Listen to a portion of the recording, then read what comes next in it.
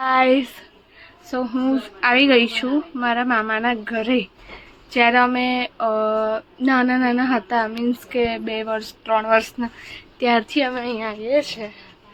અને હું અત્યારે આવી તો મારી જે બાળપણની યાદો બધી તાજી થઈ ગઈ કે અમે લોકો કેવી રીતે રહેતા હતા આ જગ્યા પર. આ અમારો ચૂલો છે જે અમે બા અને કાકી બધા જ લાઈવ જે કે ને દેશી રોટલો શાક બધું ગરમ ગરમ ચૂલા પર બનાવી અને અમને આપતા હતા. અને અમે લોકો બધા ચારેય બાજુ આમ બેસીને વેઇટ કરીએ કે કોને વહેલું મળશે. તો જો એટલું મસ્ત વાતાવરણ છે. આ બધું અમારું મારી નાની હું જ્યારે નાની હતી ત્યારની બધી યાદો છે.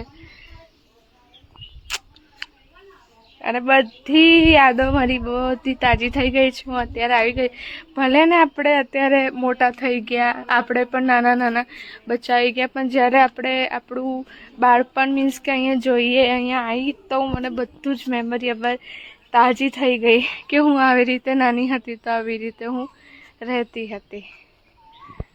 તો ગામડાનું દેશી ફૂડ જે તમને ક્યાંય નહીં મળે, અને આ શાંતિવાળી લાઈફ તમને ક્યાંય નહીં મળે સિટીમાં. તો જો ઘર પણ હજી એવું ને એવું છે.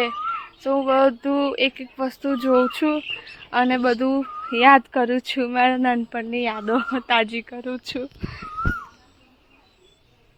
અને હા, અહીંયા આ ચોકડી છે તો અમે 5 થી 6 જણા બધા નાના નાના ને તો બધા સાથે નહાવા જતા હતા, સાથે જમતા હતા. તો અત્યારે એટલું આમ યાદ આવે છે બધું. તો જો તમને બતાવું, જો ઘર પણ આજે એવું જ છે.